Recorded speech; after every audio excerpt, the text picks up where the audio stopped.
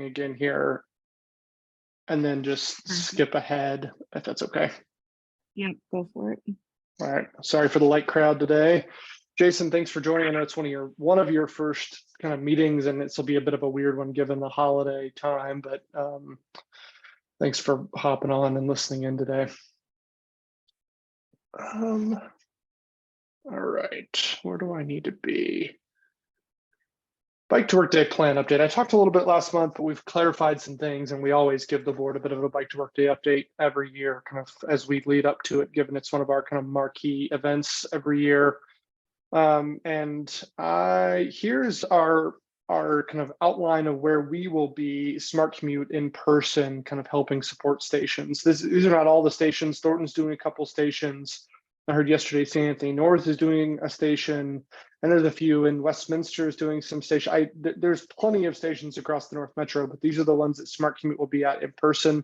Part of the reason we focus on these stations either year after year or new ones is because we want to see them kind of get better and succeed. That's part of the role of us as a TMO is stand up Bike to Work Day stations and then walk away and let you guys really run with them once they're kind of set up. So one is Baseline Station up north, kind of up on CO7 there and I-25.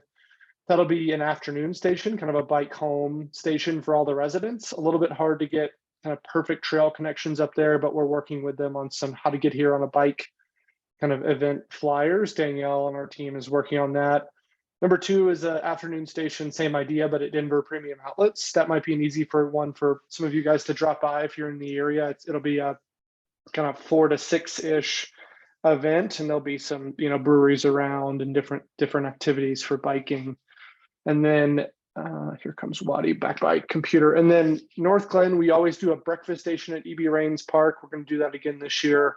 That's Catherine on our team's kind of Bike to Work Day station baby, so to speak. She's a North Glen resident and has done this for many years for us and helps kind of put that station together with their staff. And we're excited to get some donations back on the table there.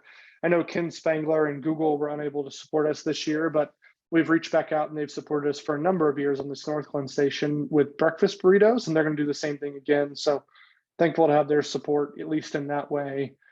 For that station. And then the last one I wanted to highlight was the Confluence Adams County station, potentially the most quote unquote important station for us in this region. We think one of the best stations pre-pandemic, really high ridership numbers, a lot of influence, 500 plus riders, right at the kind of the Platte and Clear Creek kind of trails down, or excuse me, there's 3 trails that come together right there on the Platte Trail. Down near kind of Commerce City and unincorporated Adams County off of Highway 76. It's not the prettiest station in the world, but it gets really high ridership and it's a great public event for Adams County. So we're working hard to really bump that up this year and make it kind of a fun luau themed station with some music and some tents and vendors and a bunch of free food. Last couple of years, it's been a little bit lacking. So we're excited to dive back in on that one and really showcase Adams County as part of a Bike to Work Day station sponsor. That's all I have on Bike to Work Day. I'll pause for 2 seconds for questions. I'm sure there may not be any. I'm sorry. Who's talking? I can't see who it is. Is that you, Nathan? There we go. Yeah, go for it. Carson, are there any opportunities for folks like us to get involved in doing volunteering if you need it at some of these events? Yeah, TBD, to be determined a little bit, Nathan. I think we always could probably use some volunteers some places here and there, but we're cognizant of people's time. So let me work with Danielle on what the staffing looks like for one of these, and then we'll kind of make a call. And we've asked in the past for support, specifically when we used to do stations at the Orchard Town Center, the big one, kind of the afternoon party. We had some board members come by and help staff different things, little slow races on bikes. So there may be an opportunity for some of that, and I appreciate you asking. Great. Nathan, you should just ride all of them with your e-bike up and down the whole thing. That might be ambitious. It's always the same week as CML, unfortunately. Yeah. But I might, since CML is in Aurora this year, I might be able to duck out and try to hit as many stations as possible. Yeah, I might stop by the DPO one at the end of the day because that'll be the end of CML, but we'll see what time everything ends. Yeah, that we'll see how fun. We're working really hard with DPO to try to make it a fun event, right? It's not the best bike location. It's not right on a trail, but it's really close to Big Dry Creek and should be a good showcase of their facility. So we're trying to make it pump it up. I think, you know, if you do ride bike to work day stations in the morning, Nathan or anybody else on this call, if you take a selfie and post it on LinkedIn or something and tag us, that is just as important as anything else too, right? Just pumping up the message. And I think you all know that, but I'm working pretty hard to get maybe an Adams County commissioner to come out to that station that morning and just try to play up some of the publicity as well as we come out of COVID finally. Nice. Thanks for showing us all this. Yep. That's the basic one. We still don't have quorum because I know Waddy's on the phone and they're on screen. So I'll just keep rolling along if that's okay. Yep. Oh, so last month I came to you guys with a few different grant opportunities that we're keeping our eyes on here. Before I dive into this, a lot of text on the screen here, I do want to say I got word from CDOT's Office of Innovative Mobility team yesterday that the TMO support grant round 2, so we got that at the end of 2021, and it helped fund the bike gap analysis project and the website at $60,000 in total. It's a non-competitive and non-local match kind of grant opportunity, so to speak, for all the TMOs in the region, actually around the state, because the CDOT program, and that's going to be coming back again. That's going to be coming back at $75,000 a year. So they bumped up the funding a little bit, non-competitive again, with no local match component. We just are working internally to try to figure out what the right next step is. Probably bike gap analysis part 2, where we actually go after a map, and then some other kind of component that we have to think of internally that we like to, you know, bump up some programming with some of that funding, and are really thankful that CDOT is willing to kind of support us in that way. It's so helpful to bridge some of the gaps for some of us more underfunded TMOs in the region. So wanted to get that out there before I dive into this more competitive process. Okay, no questions on TMO support. TDM set aside grant. So I did, thanks for the thumbs up. I did talk to you guys a little bit about this last time, but we fleshed out this idea more. Me, Gene, and the team have fleshed out this idea, and we're going to be going after an application that's due while I'm on vacation, but we're set up and ready for success to turn in on by June the 2nd at 5 o'clock. The budget for our grant opportunity, which we've titled Using a Data-Driven Approach to Optimizing Flex Ride Services, is roughly $250,000 over 2 years. It covers 2 basic things. This analysis tool, access to this tool to do some of the analysis that is the whole reason why we want to kind of go after this. It churns some data in the background and allows us to really optimize flex rides kind of in the whole North area. And then staff time on top of that, it can help pay for Jean's time once the grant is done. And this is one of her expertises, right? It's like tweaking flex rides to make them succeed. And she showed that across time with the 144th flex ride. So this is just a scaled up opportunity to work in kind of a focused area amongst Thornton, Broomfield, and Westminster to bring some optimization tooling to the flex ride service. And RTD seems open to the idea as well. So the time frame is 24 to 25 in terms of fiscal year. And then I'll just run down the litany on the right here. The project components that we listed in our kind of application we're fleshing out right now is we're going to identify the flex ride service areas to test, which will be the kind of 5 or 6 flex rides in the Thornton, Westminster, and Broomfield areas. We're going to identify, weight, and prepare the criteria data around what we want to do, what we want to measure about flex rides, how we want to implement that. Then we're going to transform as necessary the values of each one of those criteria, and then relative to one another, the services back and forth relative to one another, what the value of those are. Then we're going to validate or optimize the existing service areas through GIS analysis. By service areas, I mean kind of those weird amorphous polygons that mean a flex ride area, right? They're all kind of strangely drawn. Maybe they don't capture quite over to the King Supers or quite over to this neighborhood. they're just not quite optimized. It seems like the boundaries are a little bit amorphous. So then we're going to test and operate the updated service areas in coordination with stakeholders. And by stakeholders, we mean RTD, right? If RTD is at the table and is willing to test some of this, what this tool spits out for us and the analysis spits out for us, then that's where we'd be looking for them to try to test and implement some of these tweaked service areas. And then we're going to obviously analyze the kind of ROI and write a final report in terms of feedback. We think this is a really interesting project idea. And again, it's just a scaled up opportunity for us to do exactly what we've been doing on 144th Flex Ride, tweak it here and there, schedule tweaks, service area tweaks, how do they connect to other Flex Rides or other services, RTD services in the North Metro, just to make sure that everything's talking together in the background and we're actually capturing the ridership that would be interested in taking a Flex Ride. So that's the kind of general idea. I'll pause there before I just look through some of the evaluation criteria for questions or comments. I have a quick question, Carson. Do you know what the dollar amount is going to be for that local match, or is that still in the works? Yeah, it's a good question, Waddy, and thanks for working with me a little bit on Westminster as Deborah's gone. So it's a 20%, right? 17.21%. It's roughly $50,000 for 2 years. And if we split that out amongst three, just got an internet connection is unstable thing. Hope you can still hear me. If we split it out, Yeah, I didn't catch that number. Sorry, can you repeat that?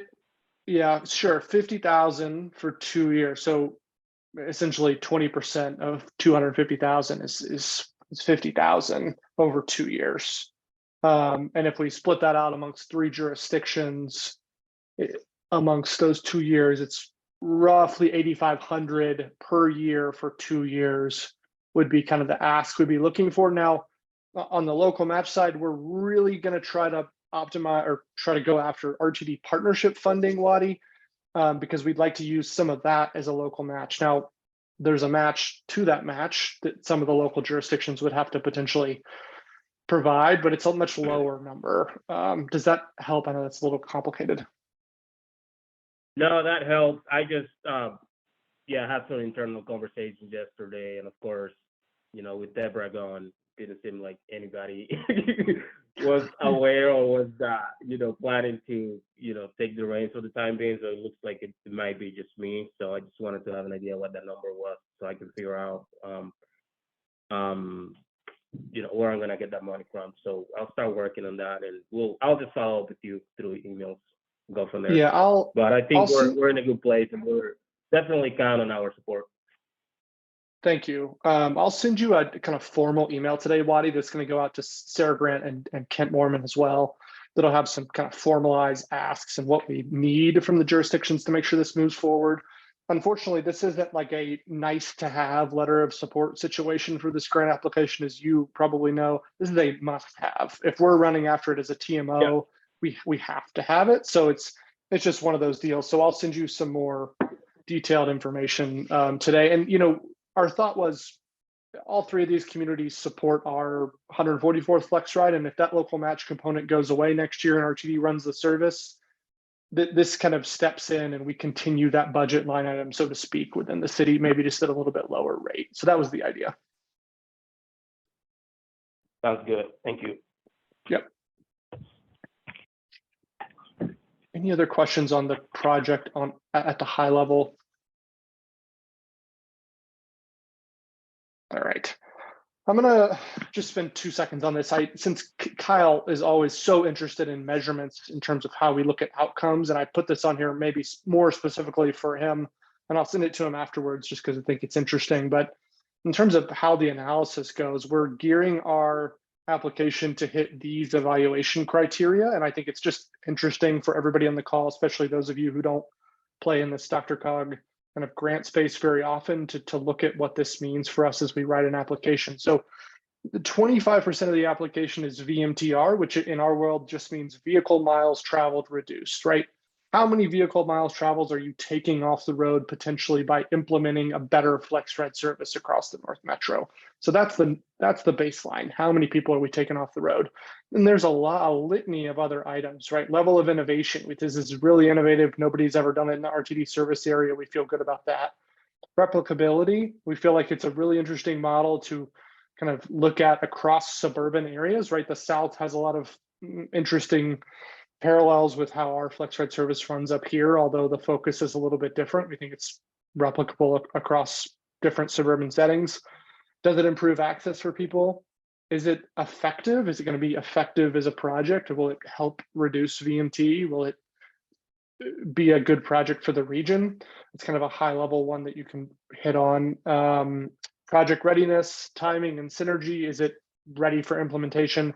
Short trip opportunity potential. So DRCOG and the Metro Vision Plan is really interested in capitalizing on areas that have a high number of people that are taking short trips, right? That 3 or 4 miles and under trip. Will this capitalize on that opportunity to get people out of their cars? And we think yes. Environmental justice area, always interested in that. DRCOG urban corridors. So it's just a map of kind of the urban corridors. Are we within that? And we are within all 3 of these communities and all the flex rides. Financial partners, what do we bring to the table in terms of local match? Is it all public? Is there some private dollars involved? And then just a local match component. Can we bring local match to the table in a creative way or kind of a more traditional way? And they don't like in-kind match, they like cash match, which is understandable. So that's the evaluation criteria. I didn't want to spend too much time on it, but thought it was interesting enough to kind of put out there. Questions or thoughts? I wish that we could actually get something with this because it feels like we've had this conversation for so many years. And what happened to self-driving vehicles? Like they just went completely off the grid. Remember the last smart commute? What do we have? What do we call that event? Transform. Yeah, we went around in that little vehicle, and after COVID hit, and now there's no conversation about these cars again. Yeah, it's a Easy Mile, right? As was kind of the player in the space, and I think they've done some things here and there, but I think honestly it feels like the technology's plateaued, right? They thought it was going to kind of improve exponentially across time, and it feels like it's plateaued a little bit. I've been in conversations on the side just for this group with an individual that works at NVIDIA, which is a software company, and they've been doing a lot of autonomous kind of vehicle technology implementation, and I wanted to bring him back for either a kind of a symposium type event. I don't know if it's going to be fully to the scale of Transform. It just depends on where we are kind of heading into Q2, Q3, I guess Q3 really for us, and how we can implement a good event. But I think having him come and speak to a larger group in the North Metro about why are autonomous vehicles not working. So I am thinking about that in the background. It's frustrating, right? It should be such a no-brainer, but it just doesn't, the technology just doesn't work very well. Okay. Any other questions or comments? Cool. That was really the kind of meat of this presentation today. I know I'm throwing a litany of items at you, but there was just a lot of stuff that I thought was worth chatting about. So just 2 more kind of agenda item slides, and then 1 more thing at the end there I'll throw at you. And then I may go back and just quickly review a couple things on the treasurer's report, even though we can't approve it today. So Broomfield North Flex Ride, this is something that, this is just a flyer on the screen, so we have something to look at. I might actually just flip it to the next slide that shows the map. It's a little blurry, but it's decent to look at. This is something that Gene on our team and me and RTD and Broomfield, City and County Broomfield staff have been working on getting implemented. So City and County Broomfield had a lot of money to go after improved service on the Broomfield Flex Ride via a TIP grant. RTD was supposed to implement that improved service and did not. So there was a lot of money left on the table with that TIP grant. So what we did is said, hey, we can come up with a service plan with City and County Broomfield staff and go after a flex ride that services the kind of north side of Broomfield and then dips down into close to Westminster, and there'll be some connection points along the way. So this will start in 8 days on the 30th, the day after Memorial Day. So next Tuesday, this will start service. It'll have connection points to the Broomfield Flex Ride, 144th Flex Ride, and the Thornton Flex Ride at different areas. So what you're looking at here is this is our 144th Flex Ride service area, St. Anthony North, Amazon, Orchard Town Center, all that good stuff.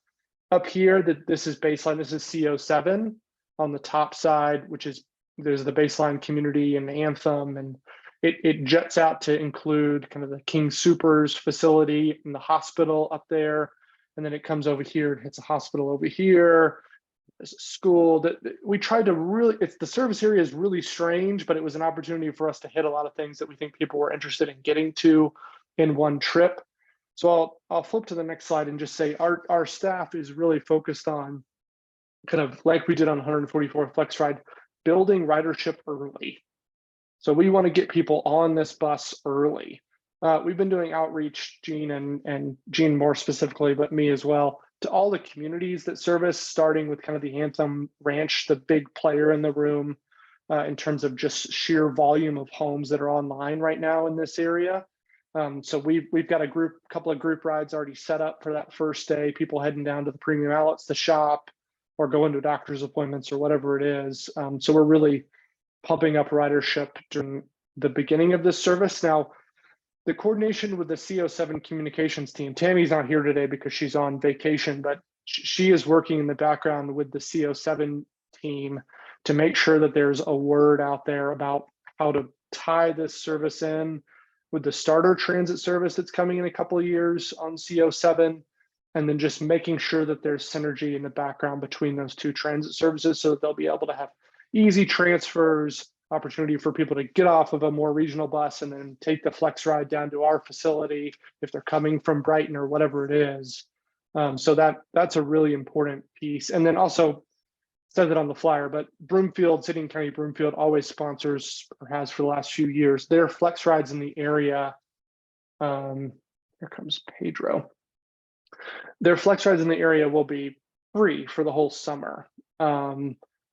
So they're going to sponsor all this to be free for the whole summer, which makes it even easier for people. I know RTD will have the kind of free fare 2 months during the summer, but this overlaps with that, and we'll have the whole, I think it's June through end of August, if I'm not mistaken. So that's the Broomfield North Flex Ride kind of plan from our team. Really interesting new service. Think something we really just want to pump out the ridership on, make sure we have a strong case to show that it belongs in the system and that it's an important tool for kind of mobility across the north part of Broomfield that's growing so incredibly rapidly. So that's all I had on that. I'll take kind of questions. Yeah, I see your hand, Nathan.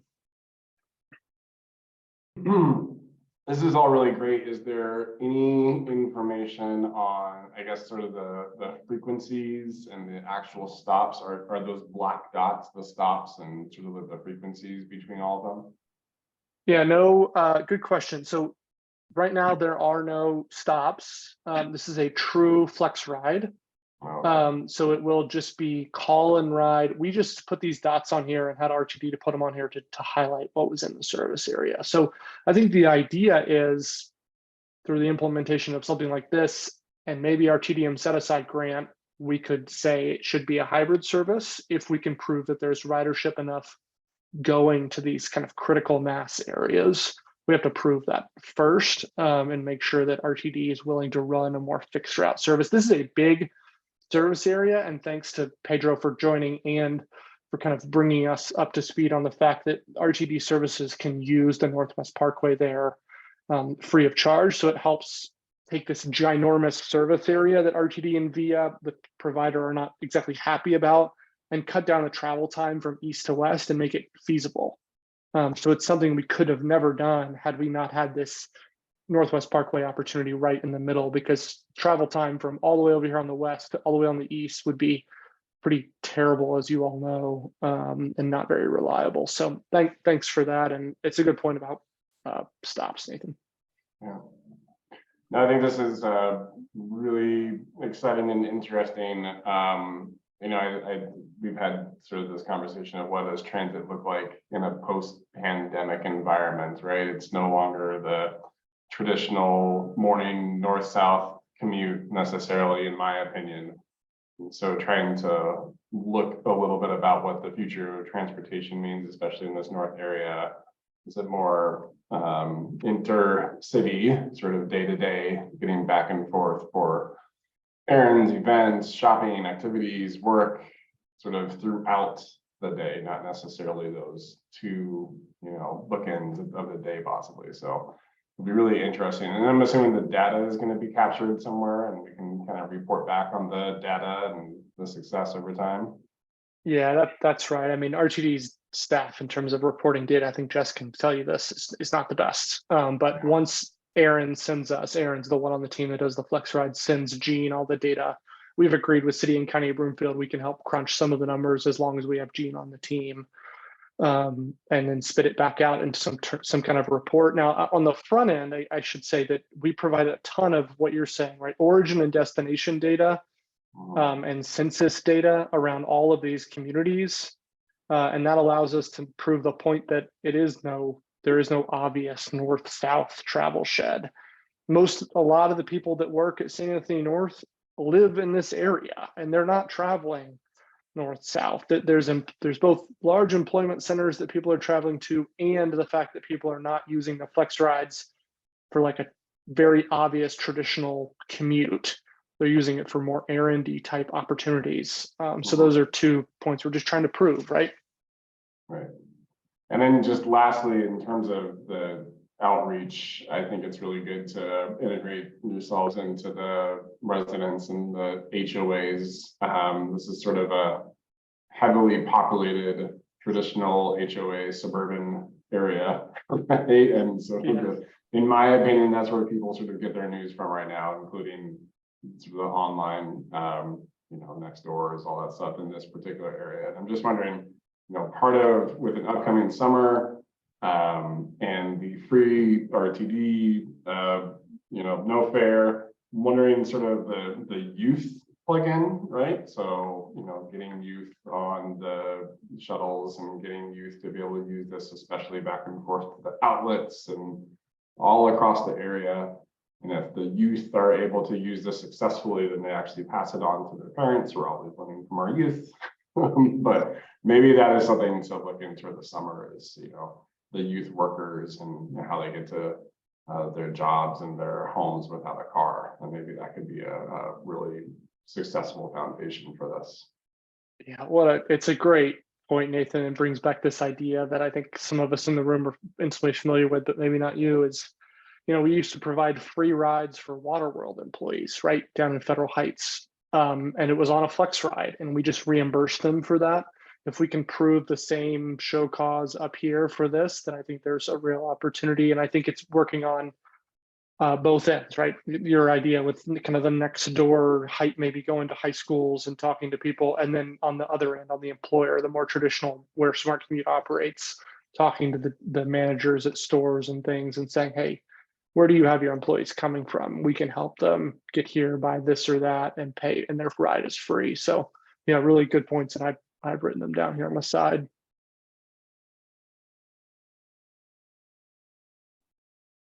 Other thoughts? I have a quick question, actually. Are we, Waddy, what time do you have to check out of this meeting? I think Wadi's already gone, but his number might still be here. I was about to say, I was ready to jump off. Are you gonna vote on anything you need to be present for? I have a few more minutes. Do we have time to get through those first 2 items, or do you want to push it till July, I guess? It's up to you, Chair. If Wadi's ready to approve the minutes and I can zoom through the treasurer's report, it's fine by me. If you'd rather just wait, also fine by me. Let's just get through it since All we have right. a couple months off. All right, let's start with the minutes. Does anybody have questions about the minutes from April? If not, we can just get a motion to approve. No move. Second. All approve, say yes. Yes. Yes. Yes. Yes.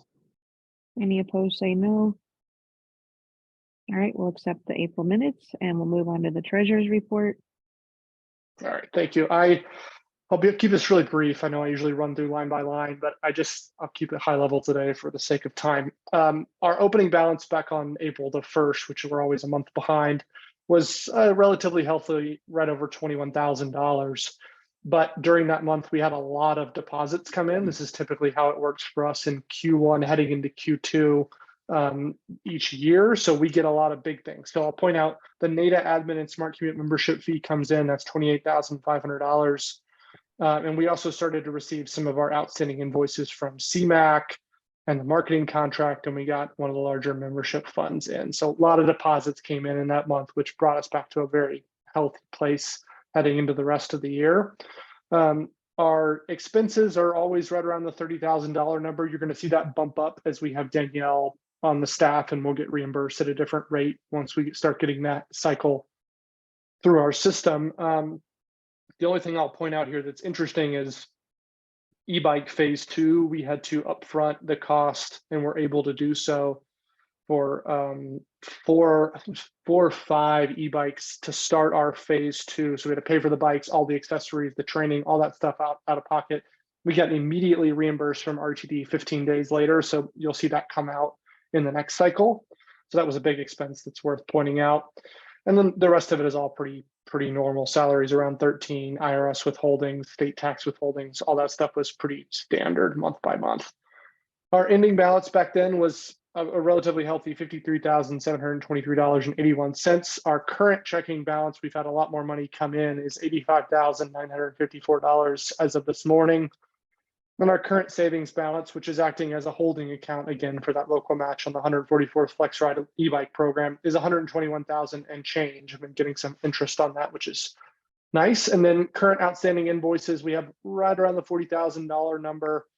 Still some Flex Ride local match out there on some of the private companies, DPO, St. Anthony North. Some of the stuff is still out there. And then we have some regular invoices that are out, like the CMAC invoice. Some membership funding is still out. I'm just fighting really hard to try to find the right answer on a lot of the membership. That's been challenging for me. And then CO7 Comms project is just some of the Tammy marketing contract money that we get month by month to cover a part of her time. So that's all I have on the treasurer's report. I know I zoomed through that, but I'll look for a motion if there's no questions.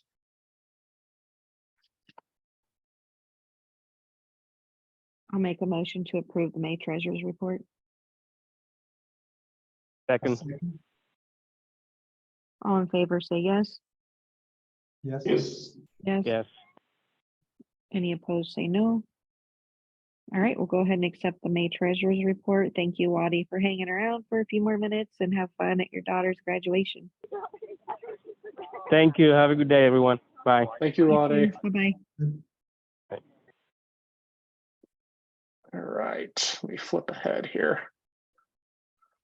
I just have two more things here. So CO7 Mobility Hub, and then one little piece at the end that I wanted to get into. So this again was kind of for Kyle since it's baseline related, but I think it's still interesting for those of you who are in the room. And I think Pedro, you may be interested in this more than others, and you may already know this is happening, but CDOT is going after starting an interim mobility hub right behind the Lark Ridge facility. So this little village area with the black roofs is the Lark Ridge facility, I-25 here on the west, and then that parking lot in that open space there will be kind of the mobility hub, which is essentially a park and ride for them. This is to get bus service started coming down from the north on Bustang, and then to get a connection point for the starter bus service east-west on CO7. Both will be able to use it, and then potentially maybe our North Broomfield Flex Ride if we can get across the kind of boundary and pull into there. We have to get through all those pieces as well. So this is just a slide explaining what this looks like. So it's a $16 million budget, including both construction and design. They're anticipating going out to add later this year, with construction starting in mid-2024 with completion in 2025. It's going to include some slip ramps right off of northbound I-25 and southbound for the Bustang, some bus shelters, pedestrian bridge, which we can't really see here, but it's this little dotted line that comes kind of juts out across and goes across I-25 and then juts back into the park and ride so that people can come from the other side of the highway. This is all set up for a larger mobility hub in the future. And the reason they've jutted it out is because they're looking to expand this interchange to the full diverging diamond mobility hub in the future. And they didn't want to build a bridge and then have to tear it down just to build another one. So that's why it looks kind of strange. There'll be some sidewalk connectivity, some signal upgrading right along that interchange to make sure the buses can get in and out. And then some kind of other potential items they're thinking about improving is, a driver relief station, some bathrooms, and then bus shelters in the park and ride, like, just large shelters to park a bus to load and unload under. Not exactly sure where that might end up, but this is the plan for the CO7 Intermobility Hub. I said I'd bring it back to you guys, and this is kind of the latest I've gotten from CDOT. So if there's any thoughts or questions, I'll take them now. I'm also going to make sure I send it all to Kyle because I know he's extremely interested in this as well. And I think Jason and Nathan were at the NADA meeting last month when this was sort of discussed with that person from CDOT who didn't know anything. That was tough. Nathan.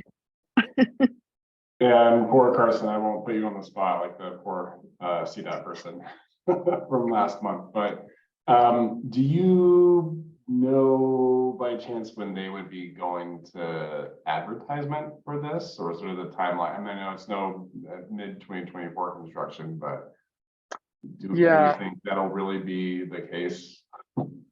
Oops. I do, but the budget's already there, so the money's there to start. So I feel pretty good about them going to add. They're saying December 2023 is the deadline. Now we all know that's probably Q1 next year, but I do think the money's there and it actually is going to happen. I think the answer is just, when does Region 1 get their act together and start moving on it? But they've come and showed us all this timeline at NADA and TC. So they're on the hook a little bit for getting this done. So that's part of the reason why I feel pretty good about them doing something relatively within this timeline, is because they've put themselves out there with this timeline. And this will be really interesting because I think, so anecdotally, I have spoken to a few writers and folks I know at the Wagon Road Park and Ride who drive their cars to the Wagon Road Park and Ride, who live in this sort of, Highway 7, East Ridge sort of area. So it'll be interesting to see. And I think there may be, I don't know if it's confusion or sort of maybe not understanding, but if it's not served, as I understand, this would be busting and not served by RTD, correct? Well, Jessica last month at NADA was very wrong on that point. So it can be served by RTD.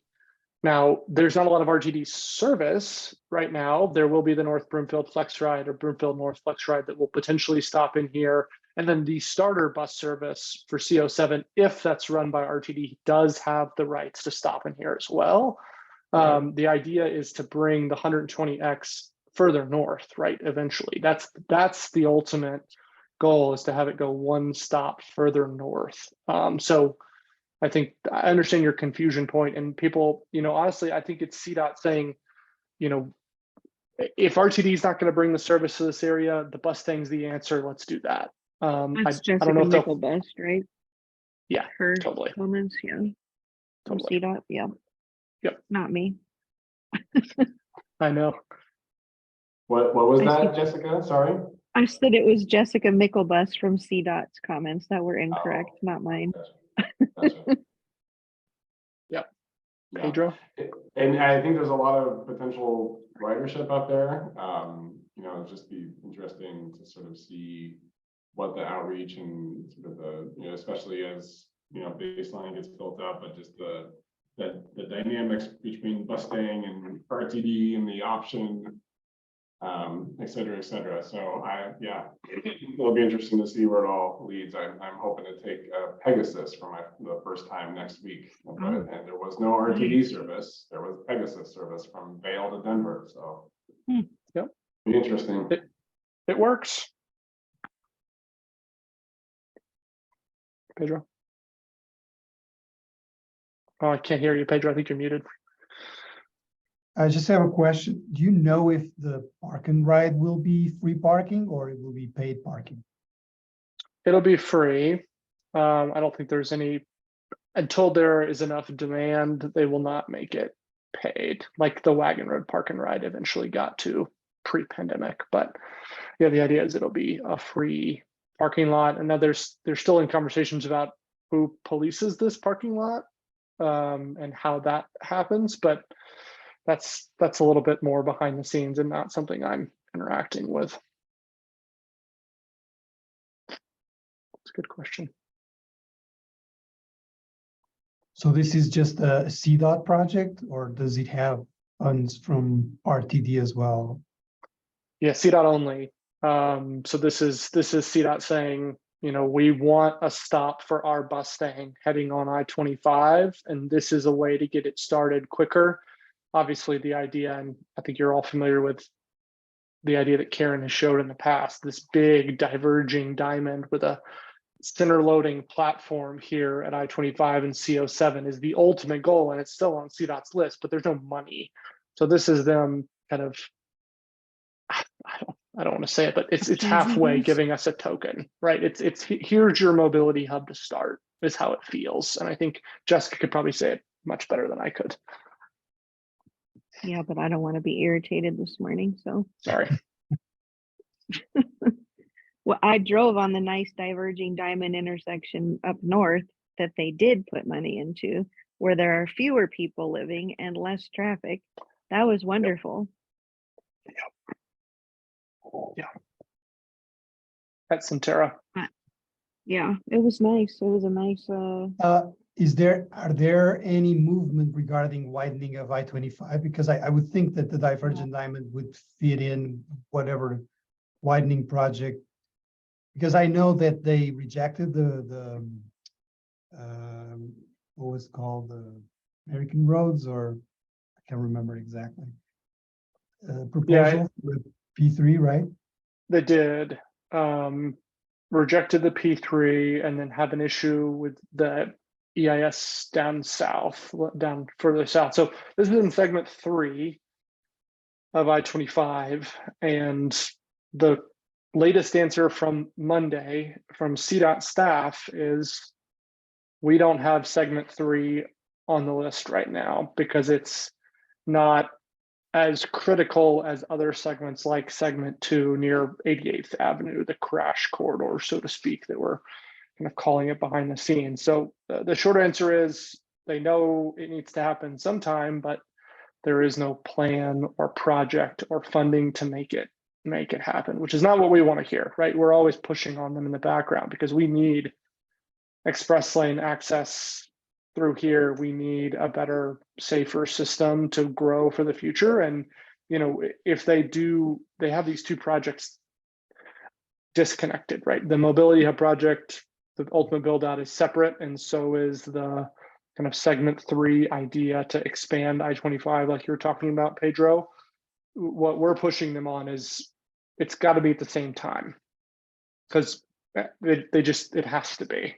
Unless they're just not going to, one's not going to work without the other, is what we would say. So that's the advocacy piece, especially from NADA right now. no, tomorrow, Carson, at NADA, isn't that conversation going to happen with CTIO? Yeah, we will. Yes, we'll hear from CTIO about this TIFIA loan that they've done and pulled some of the toll revenue out of our sections to build some of the stuff up north. And then the idea is to push them to pull the toll revenue out of up north and build this out in the future, right? That's the angle we have to push them on segments further north, 5, 6, 7, and say, hey, you pulled some of our toll revenue to build some of this, which we don't like. Let's have an agreement right now that money needs to come back and service segments 2 and 3 to make sure we're at full build out with safety and capacity improvements. So yeah, that's happening tomorrow. And it's who's presenting that? It'll be Nick Farber and Okay. Piper as well from their team. I just heard from, I don't know, this is probably not common knowledge, so please don't spread it, but I just heard that Nick Farber is going to be leaving CTIO relatively soon. By choice? By choice. Oh, okay. Interesting. So that's why we have another person in the room too. We need longevity. Okay.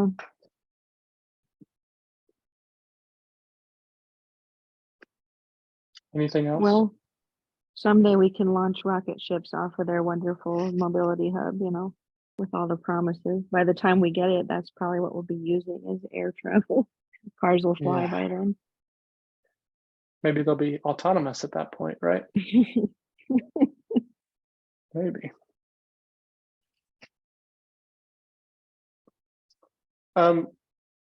That's all the content I have. Thanks for the good discussion on that mobility hub. It's a complicated piece and something that we are always involved with because you can't, from my perspective, consistently, and Karen believe this too, you can't advocate for transit if there's no transit. You got to start somewhere, and so that's the reason we're always involved on the back end with these projects is in order to get transit so that we can say, hey, try this, it's here now. So that's my point on this. So I don't have any other agenda items. I do have a couple things I wanted to hit on here though. So June we'll have no meeting. It's during CML and it's right before Bike to Work Day. We typically just nix that meeting in June. So I don't think that's on our calendars, but I'll make sure that it's not. And then I do have a bike ride tour poll, which I can drop into the chat and I will email it out afterwards. It has 4 or 5 different times that we could go after kind of a bike tour. Short, maybe a couple mile ride, and then either some coffee or maybe a cocktail on the back end, depending on which time of day we do it and how we want to approach it. But I just wanted to get some times on the calendar sometime in June to make sure we could potentially do something like that as a board. And then the last point I had, which is not the most fun, is I just wanted to bring to everyone's attention that I had conversations with St. Anthony North's team a couple of weeks ago, and that they're not going to be able to financially support either the local match on the flex ride this year or bring anyone to the board. Stephanie Webb was on our board as kind of a handshake replacement for Emily Atencio, who was on the board for a long time. They've lost a lot of staff. I wasn't particularly happy with their decision, so I went back and met with them yesterday afternoon, Stephanie and kind of their head of operations, Anne Trebesh, and got some blessings to go after potential creative funding opportunities. So talking to Centura a little bit higher up, maybe talking to somebody on the board, and then potentially going after a different grant to fund their portion of the local match that will be missing. Stephanie, I gave her the opportunity to potentially stay on the board as an in-kind, given how important they are as a player in the region, as long as she was interested in kind of giving it her all. Unfortunately, that's not the case. Sounds like they're not able to support that either, but they still want to be partners. So all that to say, I'm a little frustrated with St. Anthony North, but I can't leave them behind. They're too important to do so. So that's where I am with that. The bad news last, I guess. Maybe we should talk about that offline a little bit. In some other Sure, ways absolutely. to try to get through to them. Yeah. I do if want you to have throw out one other ideas. thing. Yeah, I have some ideas, but we'll have to call in a couple people probably. Yeah. I forgot when you mentioned this bike ride tour, I want to make sure that I connect you with Todd over at Satire, because I think they're putting together a bike tour / brewery bike tour type event in the next not too far from now. So I'm gonna send you a message with his contact information. I'm gonna see him tonight, so I'm gonna make sure that you're aware of that. Maybe you can just share that information through the email on this group. Yeah, that might be a nice thing to glom onto. Yeah. I put the. I was just gonna say lastly, also happy to help on St. Anthony's North, and if we need to put heads together, I can chime in on some ideas too. Thank you. I think it's just such an important player, have so many employees, and it feels like they've, if I'm reading between the lines, they've maybe gotten a little bit out in front of their skis on the big construction project, and that's meant cutbacks in other areas. And unfortunately, we and all of the other nonprofits essentially that they support on this level got cut for one reason or another. So not good news, but that's where we're at.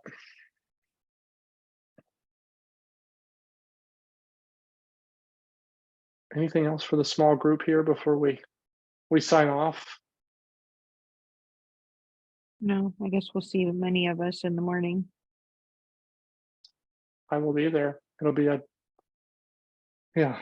hopefully a better NATA meeting tomorrow. Presentation and room wise, I think we'll be all set up. I don't know, CTIO is not my favorite either, so I'm tired of their taking our money to use it for other projects. Yeah, Oh yeah, if we can Right. get them to promise it to us again, that would be wonderful. that's what I want, right? I want us to say, if you're gonna screw us this time, then let's give us the money next time because we need it and it needs to be quick. Because as soon as you start getting toll revenues, they need to get pushed back in via the TIFIA loan process. So that's, as I understand it, that's a possibility. So we'll see. Okay. All right. Well, thanks everyone. Have a good morning and have a nice holiday weekend if we don't see you tomorrow morning at NATA. Thanks all. Thanks, Carson. Thank you. Jessica. Thank you, See you everybody. later. Have a good day. Have a good rest of the day.